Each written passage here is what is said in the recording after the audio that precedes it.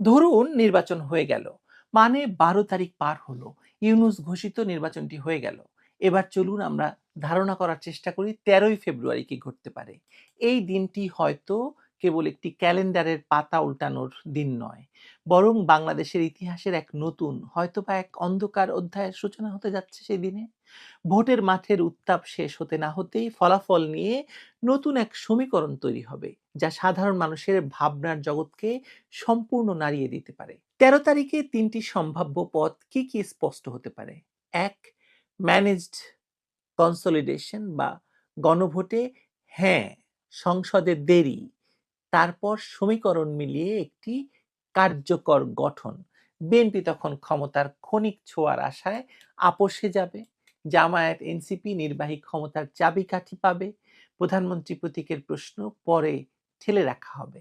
২, contested legitimacy, বিরোধী শিবির রাস্তায় নামবে, হরতাল অবরোধ ধর্মঘটের ঘূর্ণি হবে, প্রশাসনের সীমিত জরুরি কৌশল নেবে, ইন্টারনেট থ্রটলিং হবে, রাতের বেলা ধরপাকড় হবে, ডিপ্লোম্যাটিক চাপ বাড়বে, স্বচ্ছ গণনা সংলাপের দাবিতে।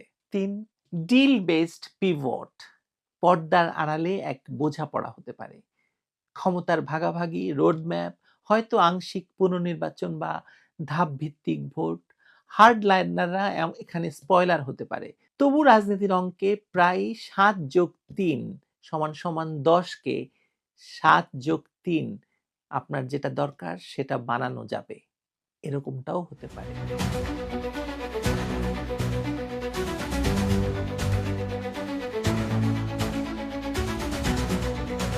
১৩ তারিখের সকালটা হয়তো শুরু হবে এক অদ্ভুত নীরবতা দিয়ে, যে নীরবতা ঝড়ের পূর্বাভাস দেবে আপনাদেরকে। ইউনূস সরকার যে ছক কষেছে, তাতে নির্বাচন কমিশনের ফলাফল ঘোষণা নিয়ে কোনো তাড়াহুড়া দেখা যাবে না। সংসদ নির্বাচনের ফলাফল হয়তো ঝুলে থাকবে, কিন্তু গণভোটের হ্যাঁ রায় খুব দ্রুতই জানিয়ে দেওয়া হবে। মানুষের না ভোটগুলোকে জাদু বলে পাল্টে গিয়ে হ্যাঁতে রূপান্তরিত হবে। এই রিসেট বাটন চেপে সরকার শুধু সংবিধানই বাতিল করবে না, বরং তাদের গত ১.৫ বছরের সকল অপকর্মের বৈধতা আদায় করে নেবে।